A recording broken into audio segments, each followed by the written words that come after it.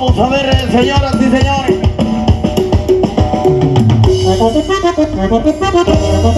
Dice el señor ganadero, ¡aleluya!